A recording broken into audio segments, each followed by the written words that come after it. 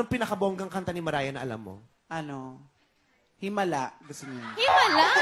Kailan pa kinanta ni Mariah Carey ang Himala? Tagalog yan. May kinanta po siya noon. Na Himala? Opo. Himala. O sige, paano yung Himala ni Mariah Carey? I'm gonna take a little time. Himala. Tells me the heart and pain. Himala. In fairness kay Mariah, nakakapag-Tagalog. May iba pa ba siyang dialekto sa Pilipinas na kaya niya? Para sa mga Bisaya. Ayan may mga Bisaya. May kinanta siya para sa mga Bisaya? Ano? Nag-concert siya sa Davao. Oh, talaga? Pasekreto lang.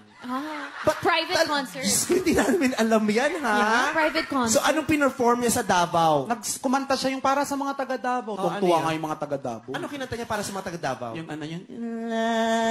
Lahing Bisaya.